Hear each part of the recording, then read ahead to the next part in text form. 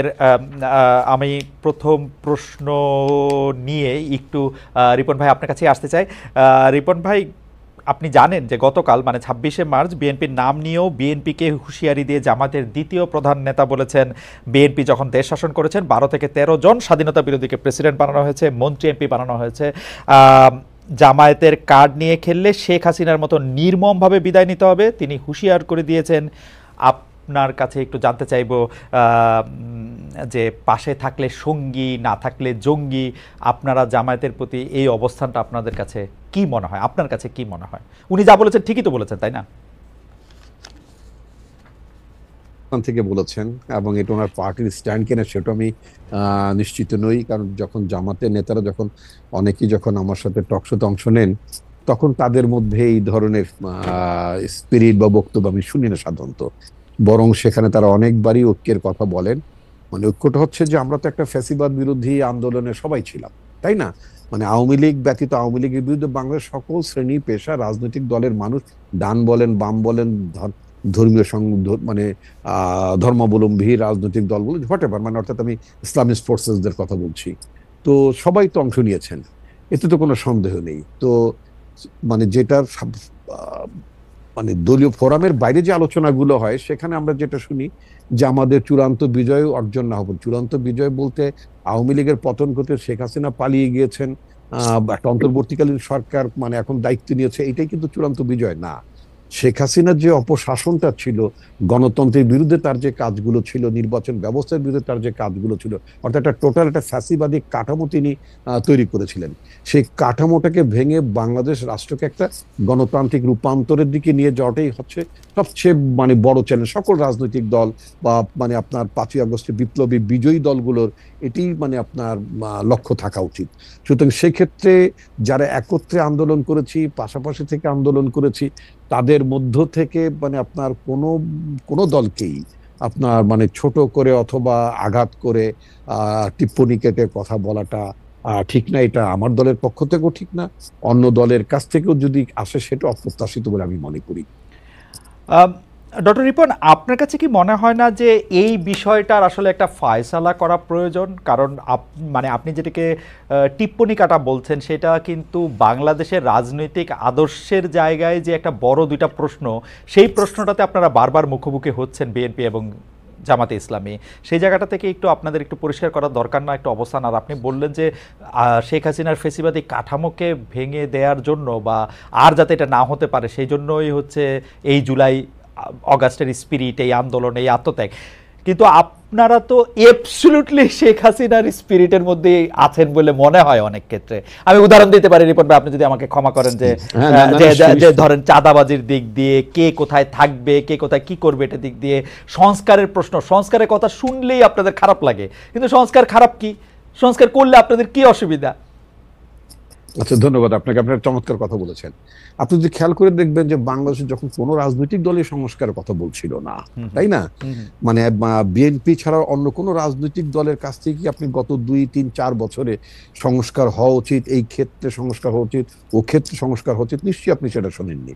এবং আপনি নিশ্চয়ই মানে খেয়াল করে থাকবেন আমার নেত্রী বেগম খালেদা জিয়া কারাগারে যাওয়ার আগের বছরে তিনি কিন্তু একটা মানে প্যাকেজ অফ রিফর্ম তিনি ঘোষণা করেছিলেন, তাই না? তাহলে এই যে মানে প্রধানমন্ত্রী, আমি যদি একটু উদাহরণ হিসেবে বলি, প্রধানমন্ত্রী তো বর্তমান ব্যবস্থায় মানে অর্থাৎ একেবারেই লাস্ট ইমিডিয়েট পাস্ট আপনার গভর্নমেন্ট পর্যন্ত প্রধানমন্ত্রীর হাতে তো অ্যাবসলিউট পাওয়ার ছিল, তাই না? শি এনজয়েড অ্যাবসলিউট অথরিটি, তাই না? তো এখন এই ধরনের অবস্থায় থেকে কোন প্রধানমন্ত্রী চাইবেন, কোন রাজনৈতিক নেতা চাবেন যে তার ক্ষমতা অন্য কেউ শেয়ার করুক অথবা তার ক্ষমতার আসুক, ভারসাম্য আসুক? একথা তো বেগম খালেদা জিয়া সেই ২০১৬-১৭ সাল থেকে বলা শুরু, কারণ তিনি বিরোধী দলে ছিলেন তখন, সেজন্য না? রাইট, না না না না, এটা আপনি বলতে পারেন, but it is our commitment. এটা তো আমাদের যে মানে রিফর্ম প্রপোজালস, আমাদের রিফর্ম প্রপোজালস এর মধ্যে তো আমরা এই কথাগুলো আমরা তুলেছি। প্রধানমন্ত্রী প্রেসিডেন্টের ভারসাম্য থাকবে, তারপর আপনার মানে পার্লামেন্টে আপনার মানে চেক অ্যান্ড ব্যালেন্সের জন্য আপনার দ্বিকক্ষ পার্লামেন্ট থাকবে। যদিও ব্যক্তিগতভাবে আমি দ্বিকক্ষ মানে উচ্চকক্ষ নিম্নকক্ষ পার্লামেন্টের ব্যাপারে মানে ব্যক্তিগত, আমি তো দলের মধ্যে একটা মানুষ, তাই না? তো সুতরাং আমার নিজেরও তো মানে পছন্দ অপছন্দ থাকতে পারে। তো আমার পছন্দটা হয়তো যারা পছন্দ আমরা করি বা না করি তাদের মধ্যে হয়তো আমি মানে আমি সংখ্যালঘিষ্ঠ হয়তো, আমি কিন্তু আমি ব্যক্তিগতভাবে আপনার মানে উচ্চ কক্ষের ধারণার সাথে একমত নই। হুম, হুম। কারণ পৃথিবীতে আমার দেখা অনেক উন্নত দেশে আপনার যারা উচ্চ কক্ষ নিম্ন কক্ষ নিয়ে আছেন, ইভেন আপনি যেই দেশটিতে বসে আপনি অনুষ্ঠান জি। পরিচালনা করছেন, সেখানেও আপনি দেখবেন ওখানে সিনেট এবং কংগ্রেসের মধ্যে বিরোধ, এবং এই ধরনের বিরোধের মধ্য থেকে, তাই না, হুম, হুম। ওখানে আপনার রেভিনিউ বাজেট কিভাবে হ্যাম্পার করে, মানুষের বেতন হয় না, নানা ধরনের কিন্তু জটিলতা, মানে অনেক সময় মানে আপনার গভর্নমেন্টই আটকে যায়, এরকম একটা অবস্থা থাকে। হুম। ইভেন আমরা মানে যুক্তরাজ্য এই অবস্থা দেখেছি, তাই না? Right, right. এইগুলো খুব উন্নত ডেমোক্রেসিতে যেখানে এই ধরনের অচলাবস্থা মাঝে মধ্যেই তৈরি হয়, সেক্ষেত্রে বাংলাদেশের মতো দেশে যেখানে আমরা ডেমোক্রেসিটাই প্রপারলি প্র্যাকটিস করি নাই, বা মানে সময় গণতন্ত্রের নামে ক্ষমতা আসার পরও মানে আপনার সেই, যদি আপনি 72-73 সালের কথা যদি বলেন, ফার্স্ট যখন আপনার সংবিধান তৈরি হলো, সেই সংবিধান অধীনে যে নির্বাচনটা হলো, সেখানে তো গণতন্ত্রের আকাঙ্ক্ষার কথাই আপনার উচ্চারিত হয়েছিল। তারপর আমরা কি দেখি না যে সেখানে একটা গণতান্ত্রিক ভাবে একটা নির্বাচিত সরকার বা গণতন্ত্রের প্রতি প্রতিশ্রুতিশীল একটি সরকার কিভাবে আপনার মানে ফ্যাসিবাদী চরিত্র গ্রহণ অবশ্যই, করে, অবশ্যই, কিভাবে কিভাবে একদলীয় ব্যবস্থা যায়। অবশ্যই। সুতরাং আমাদের গণতন্ত্রের চর্চাটা কিন্তু নিরবিচ্ছিন্ন না, এক। হুম। তারপর আমরা গণতন্ত্রের চর্চার ব্যাপারে আমরা যে খুবই খুবই আপনার মানে কি বলে মানে শ্রদ্ধাশীল, সেটাও কিন্তু আমাদের পাস্ট অ্যাক্টিভিটিতে মনে হয় না, তাই না? না, সুতরাং রিপন এখানে ভাই, এই ব্যাপারে কিন্তু আমাদের কোনো সন্দেহ নাই। আশরাফ ভাই গুরুজন, উনি নিশ্চয়ই আরো ভালোভাবে বিশ্লেষণ করতে পারবেন।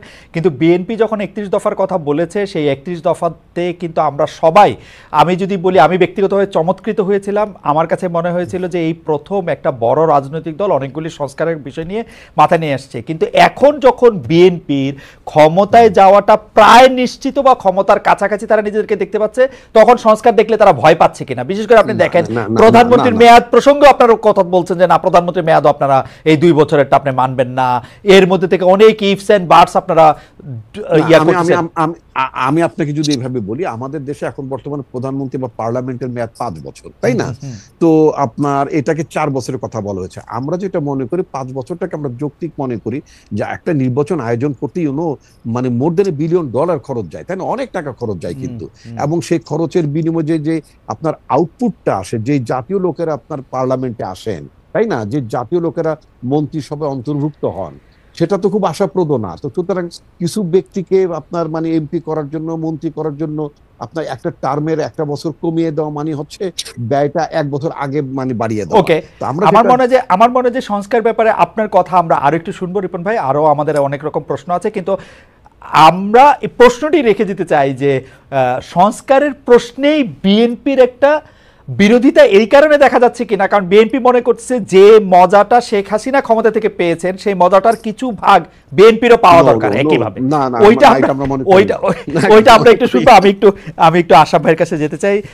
আশরাফ ভাই, আমরা যদি এই বিএনপি জামায়াতের প্রশ্নটা হলো, রিপন ভাই যেটা বলছেন যে সেটা আসলে ফয়সালা হওয়া দরকার কিনা, সেই প্রশ্নটা যদি আমরা করি, কিন্তু আমাদের অরিজিনাল প্রশ্নটাও যদি আমি একটু করে রাখি, সেটা হচ্ছে যে গতকাল সাংবাদিকরা যে 71-24 নিয়ে সাবেক উপদেষ্টা বর্তমানে এনসিপির চিফ নাহিদ ইসলামকে যে প্রশ্ন করেছেন, উপদেষ্টা জনাব আসিফ মাহমুদ সজীব ভুঁইয়াকে প্রশ্ন করেছেন, এই প্রশ্ন করা, এই তুলনা করতে চাওয়া, এইটাকে কিভাবে বলবেন, কি বলবেন, এর মধ্যে আপনি রাজনীতি দেখেন কিনা, সাংবাদিকতাকেও বা আপনি কিভাবে বিশ্লেষণ করছেন? আমার অবশ্য কোনো অসুবিধা নাই। আমার কাছে মনে হয় সাংবাদিকরা যে কোনো প্রশ্ন যে কোনোভাবে করতে পারে। আপনার বিশ্লেষণ একটু শুনতে চাই যে এর পেছনে, ভেতরে, বাইরের রাজনীতিটা আপনি কিভাবে দেখেন? এর ভেতরে কিন্তু একটা ব্যাপক রাজনৈতিক বিষয় রয়েছে। কেননা আপনি যদি দেখেন যে গণ অভ্যুত্থানের সময় বা জুলাই আগস্ট থেকে আমরা এই কথাটি বলতে শুনছি যে এটি দ্বিতীয় স্বাধীনতা। এবং দেখুন, আপনি আবেগ ঘন অবস্থায় কিছুদিন বললেন, সেটি ঠিক আছে, কিন্তু কেউ কেউ যদি 71 সালের স্বাধীনতাকে কিছুটা খাটো করে, এবং কারো যদি রাজনৈতিক অতীতের সাথে 71-এর স্বাধীনতা বিরোধিতা থেকে থাকে, এবং যাদের মানবতা বিরোধী অপরাধে বিচার হয়েছে, তাদেরকে যদি আমরা অগ্রণী অবস্থায় দেখতে পাই 24 সালকে স্বাধীনতার বর্ষ ঘোষণা করতে বা দ্বিতীয় স্বাধীনতা, সেটি কিন্তু আমাদের চোখে লাগে। এবং ছাত্রদেরকেও আমরা দেখেছি যে দ্বিতীয় স্বাধীনতা নিয়ে কথা বলতে, যেটি বিএনপির নেতারা বারবার বলছেন যে স্বাধীনতা একবারই হয়।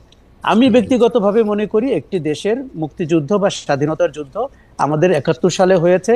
দেখুন, ফ্যাসিবাদের বিদায় হবে, স্বৈরাচারের বিদায় হবে, আগামীতেও কিন্তু আমরা আরো ভয়ঙ্কর 5ই আগস্ট হয়তো দেখতে হবে, যদি না রাজনৈতিক দলগুলো বুঝে থাকে যে জনগণের ভাষা, দেয়ালের লিখন তাদের জন্য কি ছিল। কাজেই এটিকে বারবার স্বাধীনতার সাথে তুলনা করা আমার মনে হয় একটু বালখিল্যতা এবং সেটির একটা গূঢ় রাজনৈতিক উদ্দেশ্য আছে। এখন আমি আপনাকে বলি যে ছাত্ররা বারবার মনে করছে, যেমন নাহিদ ইসলাম আজকেও বলেছেন যে 16 বছরের অত্যাচার নিপীড়নের ভেতর দিয়ে যারা গেছে তাদের কাছে এটি স্বাধীনতা, কিন্তু আমি তার সাথে দ্বিমত করি। আমার মনে হয় এই নিপীড়নের ভেতর দিয়ে বিএনপি সবচেয়ে বেশি গেছে দল হিসেবে, কেননা বড় দল। জামাত ইসলামীও গেছে, কিন্তু যেহেতু জামাত ইসলামী বাংলাদেশে একটা ইউনিক পজিশনিং এ আছে, যার 71 সালের মানে মানে গণহত্যায় সহযোগিতার অভিযোগ রয়েছে, এই অপরাধের তদন্ত হয়েছে, কারো কারো বিচার হয়েছে, কাজে তার কথাকে আপনি গুরুত্বের সাথে নেবেন রাজনৈতিক প্রেক্ষাপট থেকে। আপনি শুরুতে যে প্রশ্নটি করেছিলেন বিএনপিকে সততার সাথে এই প্রথম এই প্রশ্নের জবাব দিয়ে নির্বাচনী যুদ্ধে অবতীর্ণ হতে হবে, সেটি হচ্ছে স্বাধীনতা বিরোধীদের সাথে তার রাজনৈতিক সম্পর্ক কি এবং তার ভবিষ্যৎ পরিকল্পনা কি। দেখুন, আমি মনে করি বিএনপির জন্য না শুধু 5ই অগস্ট কিন্তু আমাদের রাজনৈতিক ক্লাসকে একটি বেকায়দায় ফেলে গেছে, কেননা হাসিনা যে এত দ্রুত পালিয়ে যাবেন এবং আওয়ামী লীগের শাসন যে এরকম করে ভেঙে পড়বে এটি তারা আসলে বুঝতে পারেন নাই। ফলে তারা কিন্তু রাইটলি পজিশন না, এরকম একটি পরিস্থিতিতে তাদের রাজনৈতিক বয়ানকে কি করে মানে রেলেভেন্ট করে মানুষের কাছে যাবেন।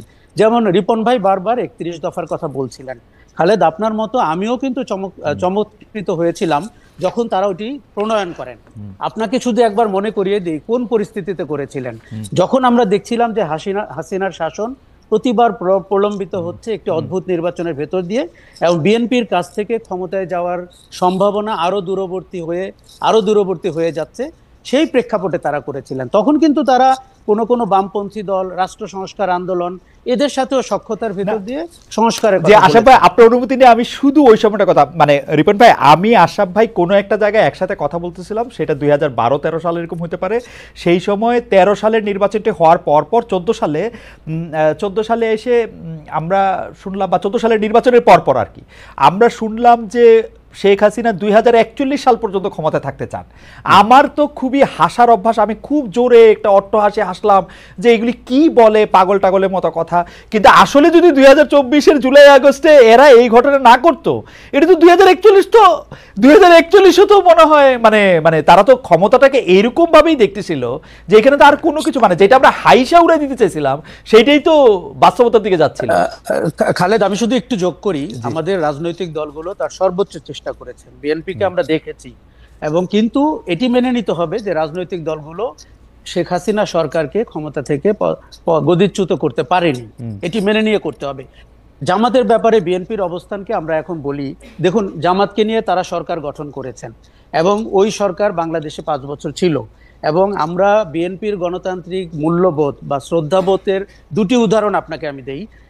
একজন সাবেক রাষ্ট্রপতিকে বিএনপির শাসন আমলে কি করে বিদায় নিতে হয়েছিল আপনি দেখেছেন। তেজগাঁতে একটি উপনির্বাচনে বিএনপি কি ভূমিকায় গিয়েছিল একজন অত্যন্ত আলোচিত ব্যক্তিকে সংসদ সদস্য করার জন্য। কাজে ওই বিএনপিকে 17 বছর আগে আমরা যেভাবে দেখেছি, আজকে তাকে আবার প্রকাশ্যে বলতে হবে তার গণতান্ত্রিক চেতনাবোধ, নাগরিকদের গণতান্ত্রিক অধিকার এবং স্বাধীনতা বিরোধীদের সাথে তার সম্পর্ক নিয়ে তিনি নির্বাচনী যুদ্ধে কিভাবে যেতে চান। দেখুন, সংস্কারটির এখন আলোচনার রাইট টাইম।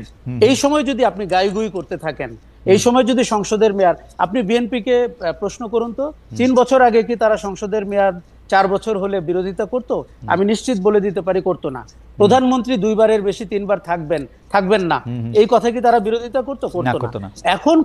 এখন ক্ষমতা তাদের চোখের নিকটে চলে এসছে, কানের পাশে চলে এসছে, তারা শুধুমাত্র একটি নির্বাচনের অপেক্ষায়। এবং তারা, আপনার মনে আছে কিনা, শেখ হাসিনা বিদায়ের 72 ঘন্টার মধ্যে বিএনপি একটি জনসভা করেছিল। আমি কৌতূহল বশত, কারণ আমি একজন সাংবাদিক, সব মহলে বিচরণ করতে চাই, আমি ওই জনসভায় গিয়েছিলাম। সেখানে তারা 3 মাসের মধ্যে নির্বাচন করে ক্ষমতা ছাড়তে বলেছিল। আমি অবাক হয়ে লক্ষ্য করছিলাম যে তার মানে তারা জুলাইয়ের যে আন্দোলন, অগাস্টের যে ভয়াবহ গণহত্যা, সেটিকে তারা তো কি বিবেচনায় নেয়নি। দেয়ালের লিখন তো 50% তাদের জন্য, শেখ হাসিনার জন্য 50%। বিএনপি, জামাত এবং নাগরিক। আশরাফ ভাই এইটা একটু বোঝার জন্য, নির্বাচনটা এমন কি খারাপ জিনিস? শেখ হাসিনা আমলে তো আমাদের গলায় এই ফাঁস লাগছিল যে আমরা তো কোনো একটা নির্বাচনই পাইতেছিলাম না, তো এখন নির্বাচন হইয়া আসবে, এটা কি এমন মানে হ্যাঁ জুলাই আগস্টে আন্দোলন নির্বাচনের জন্য হয় নাই, আবার নির্বাচনের জন্য হইছেও তো। শেখ হাসিনা নির্বাচনটা খারাপ বলছি না, এবং আমি আপনাকে বলি বাংলাদেশের লোক 17 বছর নির্বাচন ভোট দিতে পারেনি। একটি রাজনীতি প্রিয় জাতি, যার ভোট প্রিয় জাতি, তাকে আপনি নির্বাচন থেকে বঞ্চিত করেছেন। এফডিসি নির্বাচন ছাড়া আর কোন নির্বাচন বাংলাদেশে 16 বছরে আলোচিত হয় নাই। কেননা এফবিসিসিআই নির্বাচন, ঢাকা চেম্বারের নির্বাচন, বিজিএমএ নির্বাচন, আর সর্বশেষ হাইকোর্টের নিজেদের মধ্যে মারামারি, মানে পরশ ভাইয়ের বউ হবে। আমি নির্বাচনকে খারাপ বলছি কিন্তু আপনি যদি কিছু মৌলিক সংস্কার না করে নির্বাচনটি করেন, তাতে যেই দলই আসুক সেই দলেরই কিন্তু সংস্কারের প্রতি আর ঝোঁক থাকবে না। আমি রাজনীতি খুব পছন্দ করি, রাজনীতিবিদরা দেশ চালাবেন, তাদের এর ব্যাপারে আমার 100% সম্মতি আছে, কিন্তু তাদেরকে বিশ্বাস করা কঠিন হচ্ছে। তাদের ক্রেডিবিলিটি আমি যদি ট্রাস্ট ব্যারোমিটারে দেখি, পেশাজীবী হিসাবে রাজনীতিবিদদের ক্রেডিবিলিটি সবচেয়ে নিচে। কেননা তারা, আপনি একটু আগে বলছিলেন ক্ষমতায় যাওয়ার আগে এক ধরনের কথা বলেন, ঠিক ক্ষমতায় চলে গেলে তাদেরকে আমরা চিনতে পারি না।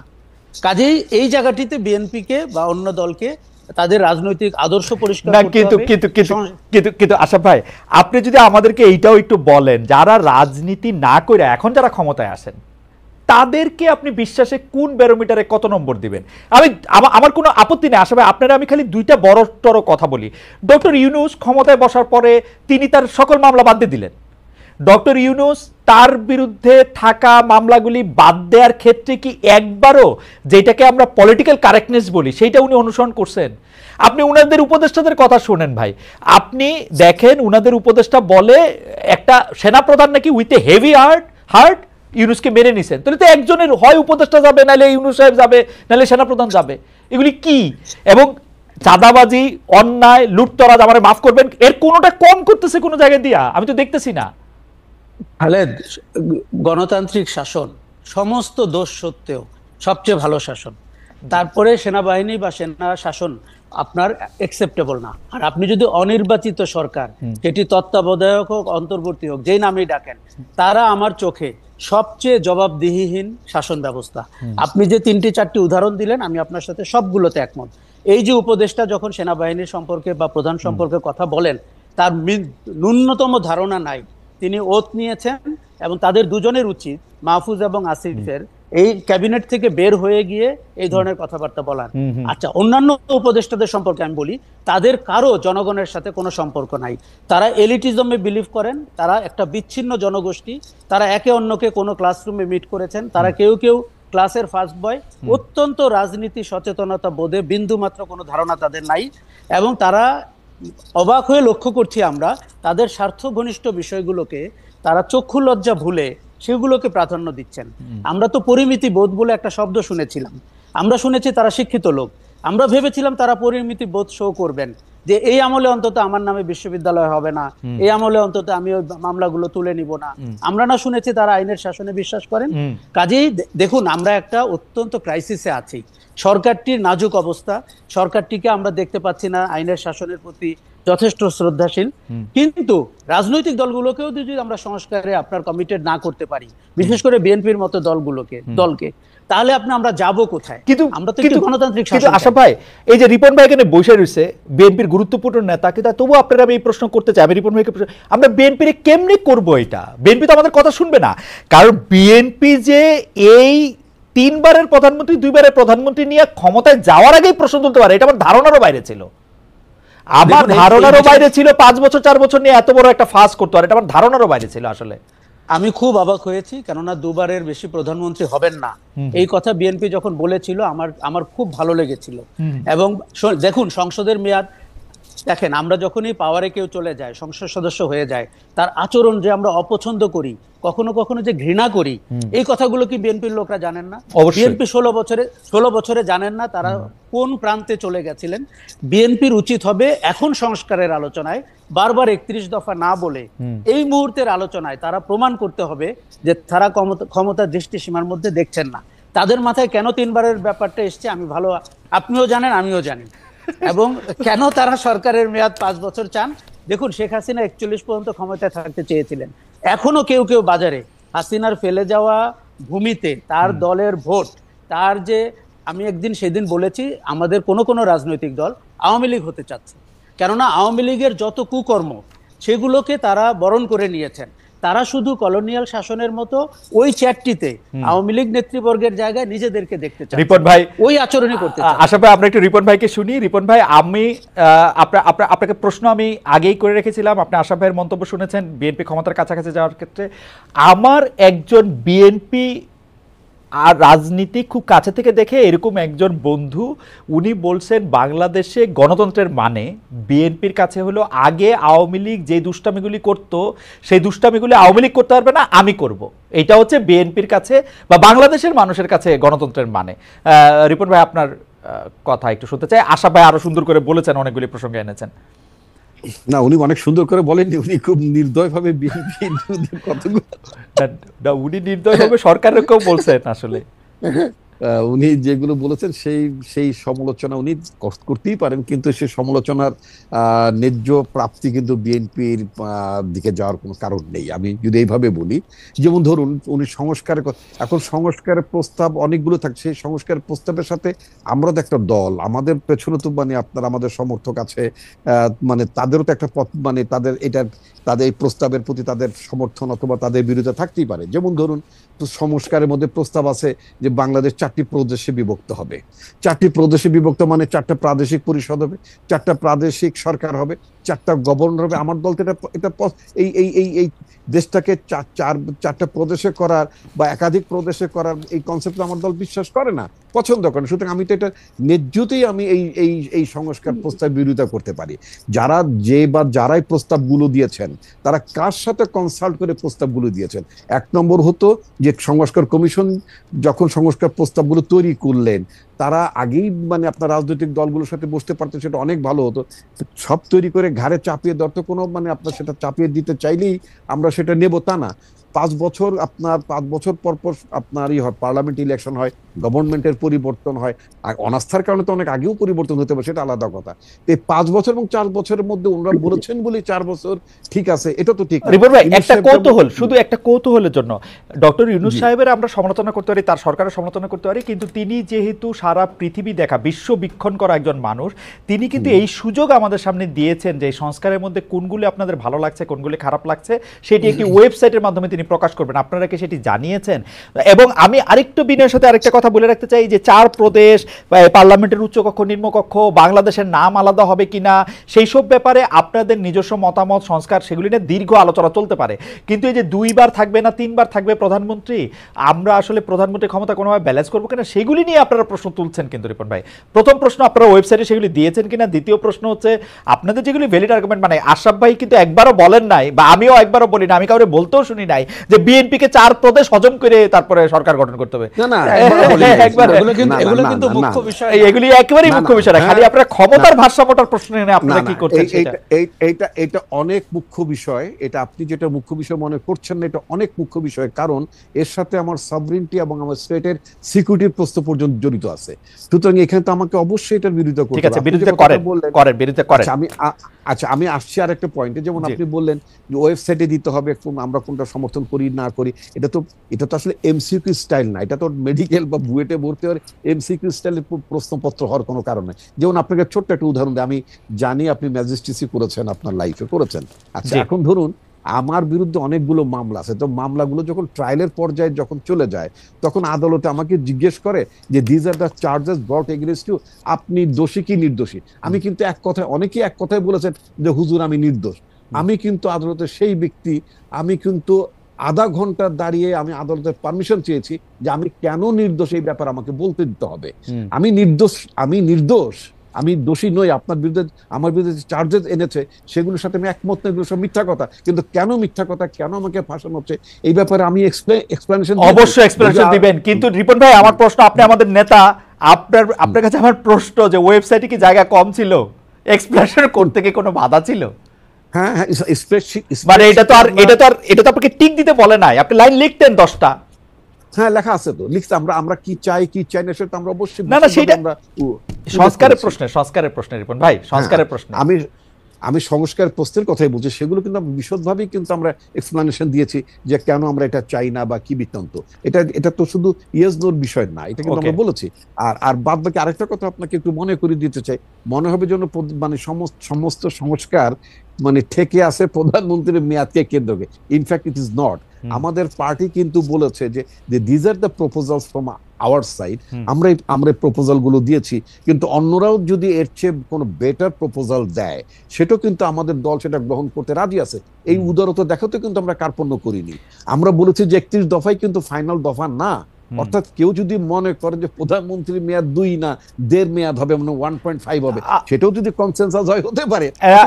রিপন ভাই, আপনার সাথে কথা কয়ে পারবো না, কিন্তু আমি আশা পাই আরেকটা যে প্রসঙ্গ তুলছেন সেই প্রসঙ্গটার ক্ষেত্রে আমি আপনার একটু দৃষ্টি আকর্ষণ করতে চাই। সেটা হচ্ছে যে আপনারা কি মনে করে মানে 5 আগস্টের 3 দিন পরে আয়োজিত, আমি ধরে নিলাম এটা 5 দিন পরে আয়োজিত একটা সংবাদ, একটা বৈঠকে আপনারা 3 মাসের মধ্যে ইলেকশন চাইছেন, এবং আপনারা যে দ্রুত ইলেকশন কেন চাইতেছেন, মানে ইলেকশন করে কেন, আপনাদের কি হয়েছে? না না না, আপনি একটা রেলিভেন্ট কোশ্চেন করেছেন। হ্যাঁ, আমি এই ব্যাপারে দায়টা, মানে এটা যদি দায় হয় সেই দায়টা আমি নিতে রাজি আছি।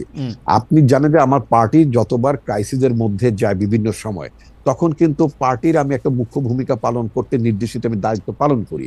ঠিক এবারও কিন্তু আপনার এই 5ই আগস্টের পূর্ব মুহূর্তে যখন আমাদের অনেক নেতৃবৃন্দ আপনার কারাগার ছিলেন, সামহাও আমি মোটামুটি অ্যারেস্ট স্কেপ করতে পেরেছি।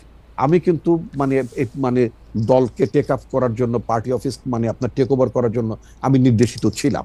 এবং এই যে আপনার 3 দিনের মধ্যে যে আমরা একটা জনসভা করেছিলাম, ওই জনসভাটা আয়োজন করার পেছনে মুখ্য ভূমিকা আমারই ছিল। আমরা মনে করি যে যখন হোসেন মোহাম্মদ এরশাদ সরকারের যখন পতন ঘটলো, আপনার নিশ্চয়ই খেয়াল আছে 80s, তাই না? তো তখন আমরা কি করলাম, একটা দীর্ঘ সামরিক শাসন, 9 বছরের সামরিক শাসন, অনেক কিছু তো ছিল এরশাদের, তাই না?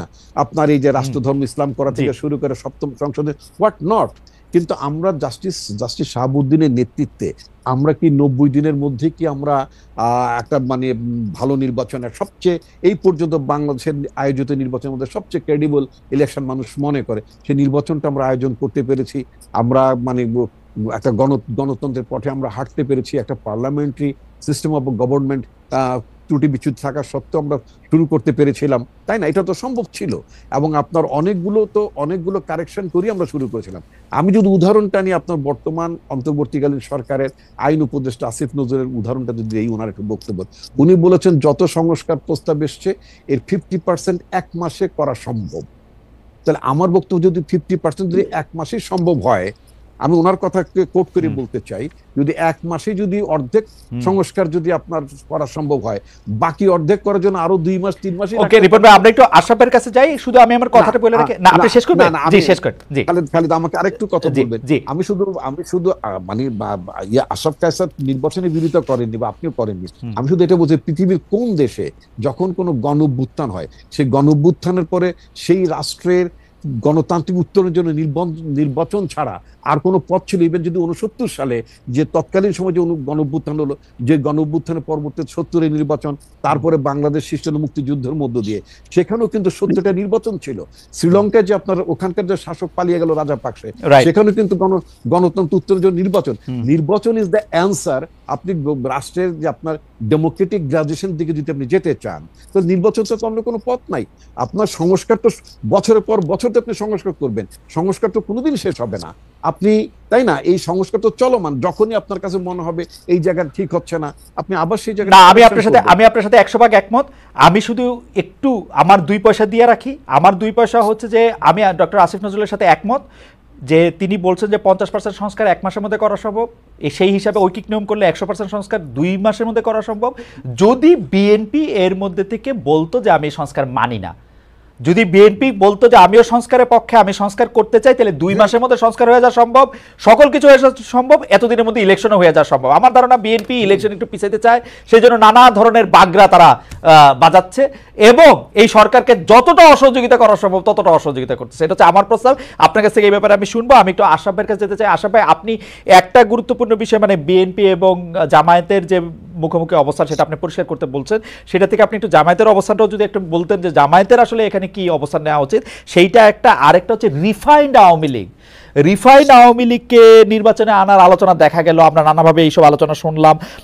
সোশ্যাল মিডিয়ায় থাকা যারা আওয়ামী লীগ আমরা যাদেরকে দেখি তারা ফিরবে কি ফিরবে না সে ব্যাপারে তারা এখনো সিদ্ধান্ত নিতে পারে না। শেখ হাসিনা না থাকলে খুব বড় গলায় আমরা দেখতে পাচ্ছি সোশ্যাল মিডিয়া যে তারা এটাতে আসবেই না, এই নির্বাচন প্রত্যাখ্যান করবে। কিন্তু আওয়ামী লীগের রাজনীতি নিয়ে যে জুলাইয়ের মিত্ররা বিবাদে জড়ায় পড়ছে তাকে আপনি আসলে কিভাবে দেখতেছেন?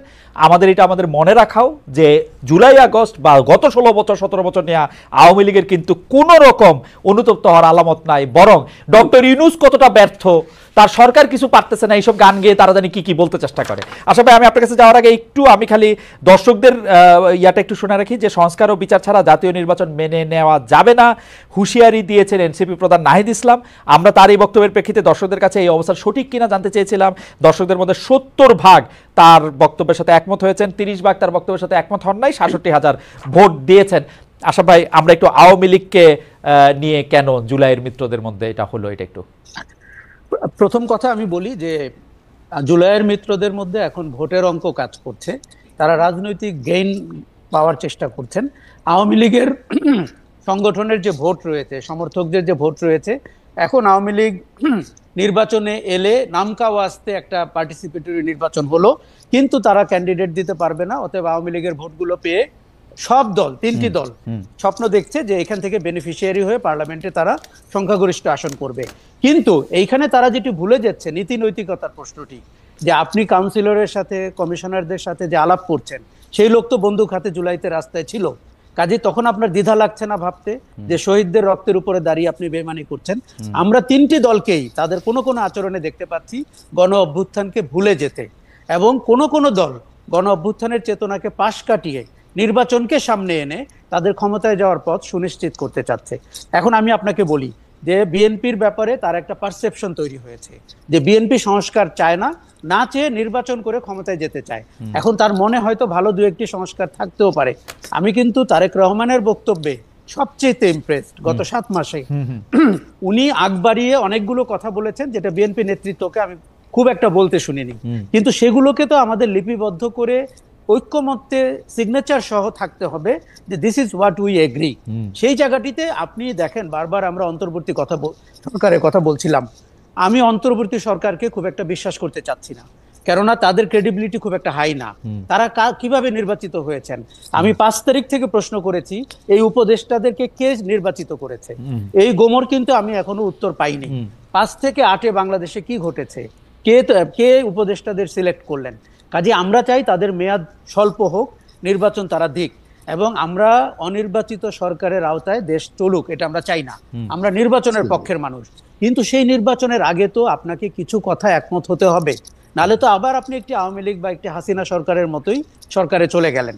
কাজেই আমি কিন্তু ভেবেছিলাম যে অন্তর্বর্তী সরকারের না, বিএনপি সবচেয়ে বেশি সংস্কারে অগ্রণী ভূমিকা পালন করবে। বিএনপি আগ বাড়িয়ে বলবে যে সরকার যেন বাধ্য হয় এই সংস্কারগুলোকে করতে, অথবা জামাত অথবা জাতীয় নাগরিক পার্টিও যেন বিএনপির সাথে সুর মিলাতে পারে। আমরা বিএনপিকে ওই জায়গাটিতে দেখতে পাচ্ছি না। মানুষের পারসেপশন তৈরি হয়েছে আপনি সংস্কার চান না, আপনি নির্বাচন চান, কিন্তু বিএনপিকে এটা ক্লিয়ার করতে হবে। দেখুন পারসেপশন, খালেদ আপনি খুব ভালো জানেন, পারসেপশনটাকেই ব্যাটল করতে হয়। Perception is reality, right? Absolutely. এইবার রিফাইন্ড আওয়ামী লীগ সম্পর্কে আমি বলি, আমি ফ্যাসিবাদের উপরে যতটা পড়াশোনা করেছি, বাংলাদেশ আওয়ামী লীগের সমর্থক, কর্মী, শুভানুধ্যায়ী, কমান্ডাররা আমার কাছে একটি নতুন বিস্ময়। তারা অনুশোচনাও করেননি, তারা দোষ স্বীকার করেননি, তারা গণহত্যার দায় নেন না, তারা উল্টো ওই গণহত্যাকে পাশ কাটিয়ে অ্যাজ ইফ পৃথিবীতে কিচ্ছু ঘটে নাই, তাদের গতকালকে জন্ম হয়েছে, তারা ইউনূস সরকারের সমালোচনা করেন, ছাত্রদের দুর্নীতি নিয়ে কথা বলেন। দেখুন এগুলোতে আমার কোনো সমস্যা নাই ফ্যাক্ট বেস হলে, কিন্তু তারা গুজব নির্ভর, তারা মিথ্যাচার করছেন। তাদের মুখে আপনার সবচেয়ে নিরীহ লোকটিকেও আওয়ামী লীগ সমর্থিত আমি আজ পর্যন্ত অনুশোচনা করতে দেখিনি। এটি আমার কাছে খুব ভয়ের, কেননা বাংলাদেশের রাজনীতি আমরা যতটা বুঝি, আওয়ামী লীগকে ক্ষমতার বাইরে রাখা, দেশকে স্থিতিশীল রাখা কিন্তু খুব কঠিন কাজ। কারণ একটি মিলিট্যান্ট সংগঠন, এবং যাদের এখন টাকা পয়সা আছে, আপনি জানেন 15-16 বছরে তারা প্রায় 233 কোটি টাকা নিয়েছে। কাজেই রিফাইন্ড আওয়ামী লীগ বলে যে প্রপোজালটি বাজারে এসছে, এটি অত্যন্ত অযৌক্তিক, অগ্রহণযোগ্য। এটি আওয়ামী লীগের করিডোর থেকে পাশ হয়ে কোথাও বাজারে আসবে না। আপনি এখন বলুন যে স্পিকার মহিলাটি ছিলেন, তিনি কিভাবে স্পিকার হয়েছেন 3 বার, তিনি কিভাবে এমপি হয়েছেন, যেই সাবির হোসেন চৌধুরীর কথা হচ্ছে, অথবা সোহেল তাজ, অথবা ঢাকার যে ভোটহীন মেয়র যিনি নির্বাচন ছাড়া মেয়র হয়েছেন, এরা কি করে ভালো আওয়ামী লীগার হয়ে গেল আপনার কাছে? না, তারপরে আমি এখন পর্যন্ত একজন আওয়ামী লীগের সমর্থককেও প্রকাশ্যে বলতে দেখি নাই যে এই কাজগুলি ভুল হয়েছে। তারা শুধু বলেন যে ইউনূস সরকার ব্যর্থ, হ্যাঁ আমাদেরই এখন আবার ফিরে আসতে হবে, কারণ তারা দেশ চালাতে পারতেছে না, তার 150টা কারণ আছে। দেখুন, আমি খালেদ গণ অভ্যুত্থানকে বাংলা মানে অত্যন্ত পিওর ফর্মের জনগণের অভ্যুত্থান বলতে পছন্দ করি। কেননা এই ছেলেগুলো 50 জনও ছিল না জুলাই মাসের 1 তারিখে, আমি যতটুকু জানি। এরা কিন্তু, আমি এটাকে নাম দিয়েছি ক্রাউড সোর্স রেভলিউশন। তারা বিভিন্ন জায়গা থেকে হ্যাভারসেক নিয়ে ক্যাম্পাস থেকে এসে হাসিনার বিদায় ঘটিয়ে আবার কেউ কেউ ক্যাম্পাসেই ফেরত গেছে। রাজনৈতিক দলগুলোর কোনো কাঠামোর ভেতরে বাংলাদেশের মানুষ রাস্তায় নামে নাই। পরপর 3টি খারাপ নির্বাচন হওয়ার পরেও, এত মানুষ গুম খুন হওয়ার পরেও, এত অত্যাচার হওয়ার পরেও, তার মানে হচ্ছে জনগণের হাতে শেখ হাসিনার বিদায় হয়েছে, জনগণের হাতে, ছাত্র জনতার হাতে আওয়ামী লীগ শাসনের পতন হয়েছে। এইরকম ন্যাক্কারজনক, এরকম লজ্জার পতন এই আওয়ামী লীগের একটি লোকও এখনো স্বীকার করছে না, গণহত্যার দায় নিচ্ছে না। উল্টো আপনার প্রতিদিন তারা মিথ্যাচার করছে। তারা অভ্যুত্থানের স্বপ্ন দেখে রাতে ঘুমাতে যায়। এবং আমি বাংলাদেশের চলচ্চিত্র অঙ্গন, শিল্পী, সাহিত্যিক, সাংবাদিক, কিছু পলাতক সম্পাদক, তাদের সামাজিক মাধ্যমের স্ট্যাটাস দেখলে মনে হয় যে এইটা হচ্ছে তাদের একটা কর্ম, যে তারা ইউনূস সরকারকে, আপনি খেয়াল করে দেখবেন তারা বিএনপির কোনো সমালোচনা করে না। উল্টো বিএনপি বিষয়ক মন্ত্রী যে লোকটা ছিল, সে কিন্তু ঘটনার 3 দিন পর 5 দিন পর থেকে তারেক রহমানকে জনাব, মাননীয় ইত্যাদি বলছেন। মতলবটা কিন্তু ভয়ঙ্কর। এবং যে অপতথ্যমন্ত্রী ছিল, সে কিন্তু এখন আমাদেরকে কি সব একাডেমিক তথ্য ভিত্তিক কথা বলার চেষ্টা করছেন।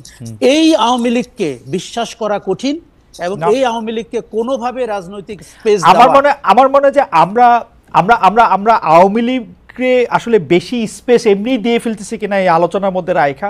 কারণ জনগণের মধ্যে আমি এইটা একদম জনগণের হাতে পতনটারে আমি একদম মনে করি যে সঠিক 3টা শব্দ। কিন্তু আশা ভাই, আপনি 1 মিনিট আর একটু বলবেন কিনা, যেটা জনগণের হাতে পতন আপনি বলতেছেন, এই কথার জন্য আপনি আজকে ট্রল হতে পারেন। কারণ আমরা দেখতে পাইতেছি শেখ হাসিনার পতন ঘটাইছে 1 2 3 4 5 10 জন, 12 জন, 15 জন ছাত্র, যারা বিশেষ পরীক্ষা দেওয়ার জন্য, ওইখানে কোটা থাকবে কি থাকবে না ওইটা দেওয়ার জন্য যারা আন্দোলন করতে গেছিল, তারপরে তাদের প্রেশার, অন্য অনেক কিছুতে তারা আসলে স্বীকার করে নাই, এবং তারা ওইখানে দাঁড়িয়েছিল, প্রাণ দেওয়ার জন্য প্রস্তুত ছিল। সেই 12 জনই আসলে শেখ হাসিনাকে সরাইছে, এবং সেই জন্য তারা 135টা গাড়ি দিয়ে চলবে, সেই জন্য আজকে তারা যাকে ইচ্ছা যা খুশি তাই বলবে। মানে এইটারে আপনি আসলে কি হয় দেখেন, 24 আর 71 মিলায় একটা কাহিনী করবে, যেটা ইচ্ছা সেটা তারা করতে থাকবে। এটা কেমন কথা? দেখুন, 71কে আমি দূরে রাখতে চাই, এবং যারা 71কে 24-এর কাছে টেনে আনেন, দেখুন কিছু মিল তো আছে। আমরা মুক্তির কথা বলতে চেয়েছি, ফ্রিডম অফ স্পিচ চেয়েছি, সেগুলো কিন্তু তাত্ত্বিক কথা। কিন্তু ফ্যাক্ট হিসাবে 1971 মুক্তিযুদ্ধ, এগুলোকে যত দূরে রাখা যাবে 24-এর গর্ব তত ইউনিক হবে। দেখুন, আমি আপনাকে বলি, আপনার সাথে খালেদ আমি একদম একমত। আওয়ামী লীগকে আমরা আমাদের মাইন্ড স্পেস থেকে বিচার করছি, 24-এর সিগনিফিকেন্স দিয়ে বিচার করছি না। যারা রিফাইন্ড আওয়ামী লীগ ভাবছে, তারা সেই 76 বছর বয়সী শেখ মুজিবুর রহমানের আওয়ামী লীগকে বিবেচনা করছে। আমাদের মাথা থেকে আওয়ামী লীগের ভূত তাড়াতে হবে, এবং আমাদের মাথা থেকে এটি যতদিন না সরাবে, খালেদ আপনি জানেন আমরা প্রত্যেকেই কিন্তু ফ্যাসিজমের শিকার। আমাদের প্রত্যেকের চেতনার মধ্যে 1 টুকরো হাসিনা ঢুকে গেছে, 1 টুকরো আওয়ামী দুঃশাসন ঢুকে গেছে। আমাদের কারো কারো আচরণে, ইভেন 5ই অগস্টের পরে আমি আওয়ামী লীগের আচরণ দেখতে পাই। কেননা তারা, আমাদের কোন নতুন জেনারেশন ভাবতে শুরু করেছিল দল তো একটাই, শাসন তো একটাই, এবং বিকল্প নাই, এবং কোনো বিকল্প নাই। দেখুন, আপনি জানেন আমি পুনর্বাসন কেন্দ্রের কথা বলেছি। আওয়ামী লীগ সমর্থকদের পুনর্বাসন কেন্দ্রে নিতে হবে এই ফ্যাসিজম থেকে বের করতে হলে। কাজেই আমি মনে করি যে আমাদের সময়ের দিকে তাকিয়ে, ঘটনার দিকে তাকিয়ে আওয়ামী লীগকে দেখতে হবে। এবার বলি, এই যে সরলীকরণ করা, যে 10 জন ছেলে 12 জন ছেলে শেখ হাসিনার পতন ঘটিয়েছে, এটি আওয়ামী লীগের জন্য সবচাইতে বড় প্রায়শ্চিত্ত। কেন? আমি দেখেছি লক্ষ লক্ষ মানুষ, আমি রাস্তায় ছিলাম, লক্ষ লক্ষ মানুষ নেমেছে, তাদের লক্ষ লক্ষ কারণ আছে। কেউ গুম খুনে স্বজন হারিয়েছে, কেউ শেয়ার মার্কেটে টাকা হারিয়েছে, কেউ ভোট দিতে পারেনি, কেউ আওয়ামী দুঃশাসনের শিকার হয়েছে। এবং এইগুলোকে যখন আপনি বিবেচনায় না নিবেন, আপনার মাথায় ঢুকে থাকবে এক কোটা। আমি 17ই জুলাই বলেছিলাম এটি এটি চাকরি পাওয়ার আন্দোলন না, এটি মানুষের যে মনের যে ক্ষোভ, যে রাগ, যে অভিমান, যে ঘৃণা, এটি তার আন্দোলন। না, অ্যাবসলিউটলি। কিন্তু ডক্টর ইউনূস ক্লিন্টন ফাউন্ডেশনে গিয়ে আমি জাতিসংঘে বলছিলাম ভুলে হচ্ছে মাস্টার মাইন্ড, এটা আমরা একটা মেটিকুলাস ডিজাইনের মধ্যে থেকে ওরা পেছন দিকে করছে বলে টেলে, ওরা কিন্তু প্রথমে এরকম ছিল না। এটা ডক্টর ইউনূসের এটা জবাব দিতে হবে যে উনি যে আইসা এদেরকে শত্রু বানায় দিল।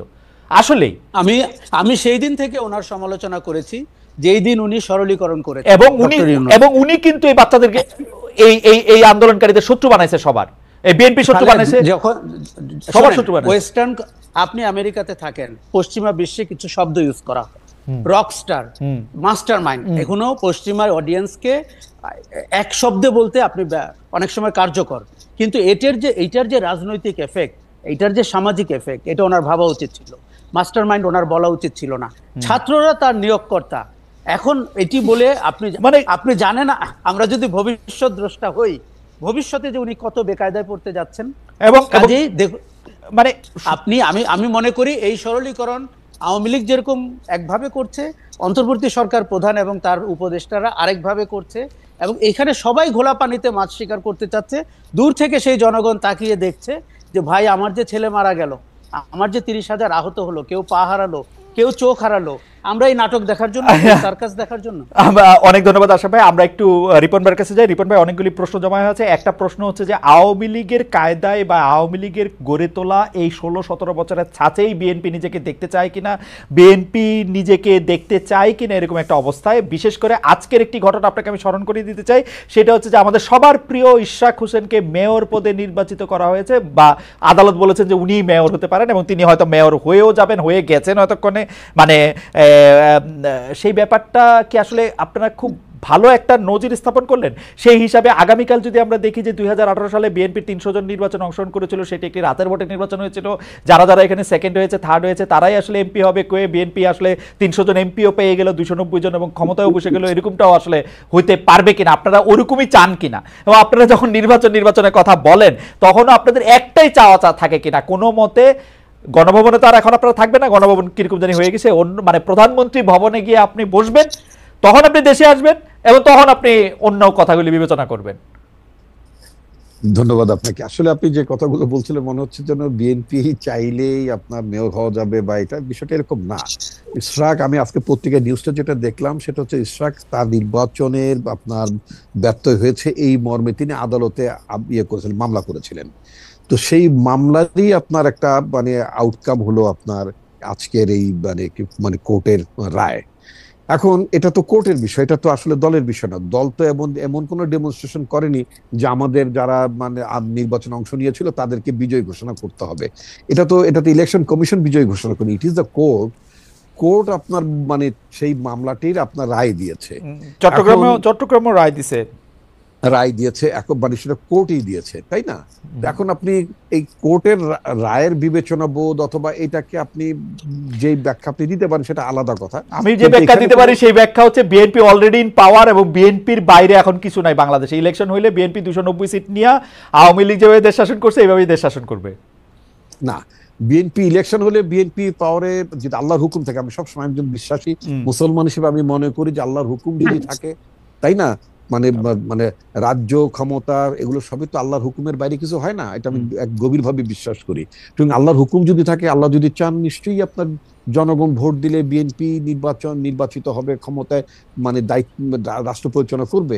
কিন্তু আপনার 290-280 এত ব্রুট মেজরিটির বিএনপি ক্ষমতা যেতে চায় না, নিঃসন্দেহে না। আপনাকে আরেকটা কথা আমি বলি, বাংলাদেশে মানে আপনার একটা ক্রেডিবল আপনার মানে ডেমোক্রেটিক প্র্যাকটিস থাকুক, একটা জবাবদিহিতা থাকুক। আমরা কোন সংস্কারটা চাই?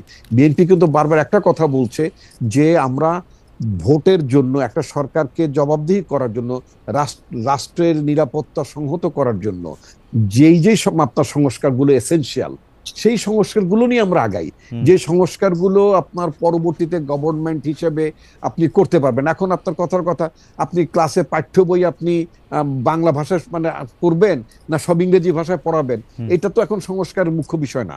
আপনার এই যে বারবার ফ্যাসিস্ট সরকার কেন আসে? Because due to election. এরা ইলেকশন তোয়াক্কা করেনি। ইলেকশন কথাটা শুনলে তাদেরই গায়ে গায়ে আগুন জ্বলবে যারা জীবনে ইলেক্টেড হইতে পারবে না, নির্বাচনের মধ্যে ক্ষমতা যাওয়ার কোনো সুযোগ নাই। রিসেন্টলি আপনি আরেকটা দেখবেন কথা বলছেন, যেটা আমার পার্টি এটা ভিন্ন মত পোষণ করেছে, সেটা হচ্ছে সংখ্যানুপাতে মানে আপনার মানে চাই কি বলে মানে নির্বাচন। আচ্ছা রিপন ভাই একটা হাইপোথেটিক্যাল প্রশ্ন করি, ধরেন আজকে থেকে 1 বছর পরে নির্বাচন হইলো, তো 1 বছর পরে নির্বাচন হইলে আপনারা কি এনসিপি রে ভয় পান যে এনসিপি একটু এখন কিছু আসন পাইলে ওই সময় আরেকটু বেশি আসন পাবে, এরকম মনে করেন? না না না, আমি আদৌ তা মনে করি, আমি ব্যক্তিগতভাবে আমি আদৌ তা মনে করি না এবং আমার দলও তা মনে করে না। তাহলে আর আপনারা ইলেকশনটা তাড়াতাড়ি করার প্রেসারটা কেন দিচ্ছেন? ইলেকশনটা তাড়াতাড়ি করার প্রেশার দিচ্ছ যে কথাটা বলে, এটা তো একটা নির্বাচনী সূত্র। গণঅভ্যুত্থান যে আপনি আশরাফ কায়সার বলেছেন, আপনি বলেছেন একটা দীর্ঘ, আমরা বলবো কিন্তু বিএনপি দেখেন স্টেক হোল্ডার, বিএনপি কেন বলবে? বিএনপি ওয়েট করবে যখন ইলেকশন হবে তখন ইলেকশন হবে, আমরা বলবো ইলেকশন না না। অনির্বাচিত সরকার যতদিন ক্ষমতা থাকবে ততদিন এখানে ষড়যন্ত্র থাকতে পারে। এই যে গত 3-4 দিন বাংলাদেশের যে গুজবের ফ্যাক্টরিতে পরিণত হয়েছিল এই জরুরি অবস্থা। রিপন ভাই আপনি আমার থেকে অনেক ভালো জানেন, আপনি গুজবের ফ্যাক্টরির কথা বলতেছেন। আমরা কি দেখতেছি? আমরা দেখতেছি শাহাদাত সাহেব চট্টগ্রামে মেয়র হয়েছে, ইশাক সাহেব ঢাকায় মেয়র হয়েছে, অ্যাটর্নি জেনারেল আপনাদের লোক, আইন আদালতে গিয়ে তারেক সাহেবের সব মামলা তুলে নেওয়া হয়েছে বা খালাস হয়ে গেছে, বেগম জিয়ার মামলা পরের দিন খালাস হয়ে গেছে। সেক্রেটারি যারাই প্রশ্ন করি, আমি তো কিছুদিন সরকারি চাকরি করছি জানি, যারাই প্রশ্ন করি সে নিজের প্রথমে বলে না যে ভাই তোমার সাথে বিএনপির কোন লিডারের কথা হলে তুমি কিন্তু বললো আমি কিন্তু বিএনপির লোক। এই সিস্টেমটা তো ভাঙতে হবে। কেন তাকে বলতো সে বিএনপির লোক?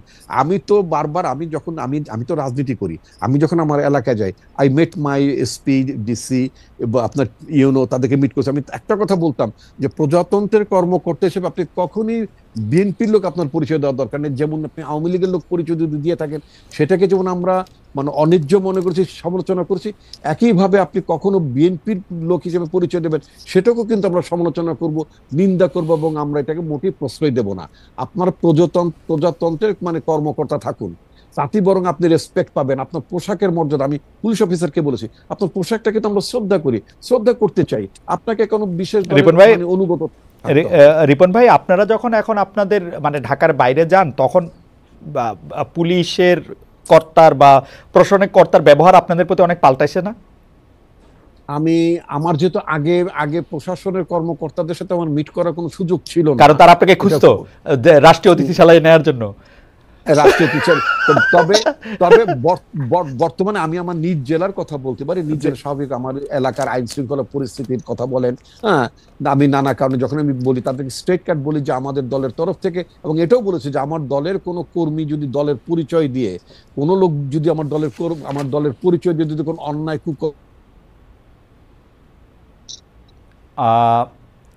রিপন ভাই সংযোগটি বোধহয় একটু আমরা শুনতে পাচ্ছি না রিপন ভাইকে নিশ্চয়ই আমরা শুনবো, তবে আমরা একটু প্রশ্নটি করে রাখি, রিপন ভাই যদি শোনে। সেটি হচ্ছে যে আমরা রিপন ভাই আসলে আমরা প্রশ্নটি করব আমরা আশাফ ভাইয়ের কাছ থেকে। রিপন ভাই শুনতে পাচ্ছেন? রিপন ভাই আমরা একটু আটকে গেছিলাম।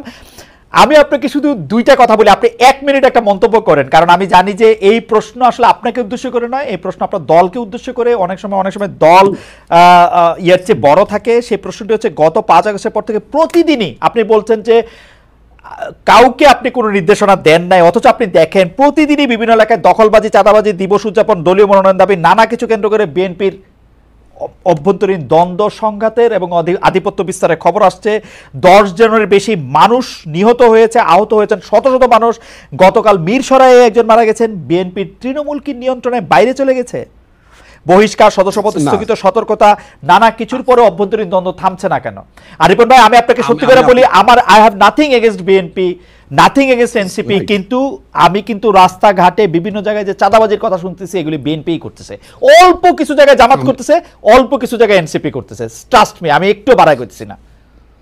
আচ্ছা যাও, এটা আপনি ইনফরমেশন থাকতে পারে, এবং আমাদের কানে যে অভিযোগগুলো এসেছে আমি আপনাকে ক্যাটেগরিক্যালি বলি, আমরা কিন্তু স্টার্ন মেজার তাদের বিরুদ্ধে দল থেকে বের করে দিয়েছি। আরেকটা কথা আপনাকে বলি, আপনি নিজেই জানেন সারা পৃথিবীতে যখন কোনো বিপ্লব হয়, অভ্যুত্থান, সরকারের পরিবর্তন ঘটে, তখন কিন্তু দেখবেন আপনার পোস্ট রেগুলেশন, আপনার মার্চার পিরিয়ডে কিন্তু একটা ব্যাপক ধরনের অ্যানার্কি থাকে। সেই তুলনায় কিন্তু বাংলাদেশ কম্পারেটিভলি অনেক বেশি ভালো অবস্থায় আছে। এটা গেল একদিক। দ্বিতীয়ত আপনি আমাকে একটু সময় দেবেন। দ্বিতীয়ত আপনি একটা কথা বলেছেন, এই যে বিএনপি একেবারে ক্ষমতার দ্বার প্রান্তে, ক্ষমতায় এসে যাচ্ছে ইত্যাদি ইত্যাদি যে কথাগুলো বললেন, এটা গ্রামের নানা জায়গায় মানুষের মধ্যে, কর্মীদের মধ্যে, নেতাদের মধ্যে এই ধরনের ফিলিংস থাকতে পারে। ফলে অনেকেই মনে করছে যে আমার দল তো ক্ষমতায় আসছে, সুতরাং আমি এখন যদি মানে দলের কোনো জায়গাতে বিচ্যুত হয়ে যায়, পদ থেকে হারিয়ে যাই, তাদের মধ্যে একটা ক্ষোভ যে কিছু কিছু জায়গায় যে আপনার কিছু যে আপনার বিভেদ বিরোধ হয়েছে সেটা কিন্তু মানে অস্বীকার করবো না, হয়েছে। বাট এটাকে মাথায় রেখে আমাদের পার্টির ভারপ্রাপ্ত চেয়ারম্যান তারেক রহমান বাংলাদেশের 8টি অঞ্চলকে বিভক্ত করে মানে মানে সাংগঠনিক কার্যক্রম পরিচালনা করার জন্য একেবারেই তৃণমূল পর্যায়ের দলটাকে থ্রো ইলেকশন, মানে আমরা যেটা চেয়েছি যে ভোটের আগে কোনো দলের মধ্যে বিভাজন, নেতৃত্বের মধ্যে ঝামেলা, এগুলো যাতে না থাকে, আমরা একেবারে গ্রাসরুট লেভেলে কাউন্সিল করে আমরা নেতৃত্ব নির্বাচন করছি, একেবারে ভোটের মধ্য থেকে। আমরা কাউকে চাপিয়েও দিচ্ছি না। এইটা আমি তো নিজে মানে আপনার ফরিদপুর, গ্রেটার ফরিদপুর একটা জায়গা আছে, মানে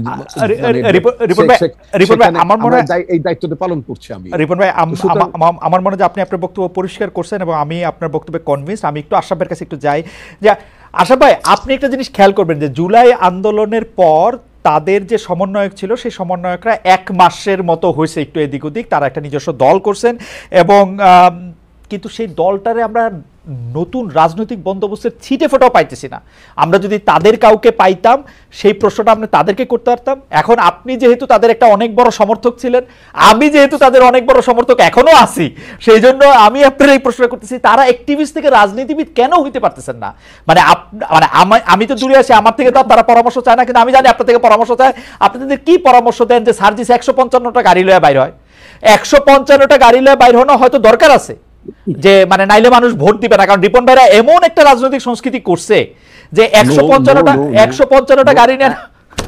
আচ্ছা রিপন ভাই আপনারা বিএনপি আওয়ামী লীগ, জি আশা ভাই, তারা এখন এত স্বাবলম্বী এবং নাবালক থেকে সাবালক হয়ে গেছে, তারা এখন আর কারো পরামর্শের ধার ধারে না এবং তারা নিজেদেরকে ধরাকে সরাজ্ঞান করার চেষ্টা করছে।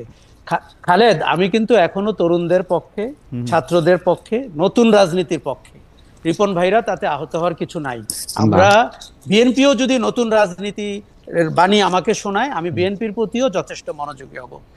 একমাত্র জামাতে ইসলামীকে আমরা দেখছি, রিপন ভাই আমি কি বলি, জামাতে ইসলামীকে দেখছি বাড়াবাড়ি করছে এবং বাংলাদেশের নারীরা অত্যন্ত শঙ্কিত যে ধর্মভিত্তিক বা উগ্রবাদীরা রাজনীতিতে বা ক্ষমতা কেন্দ্রের কাছে চলে এসেছে কিনা।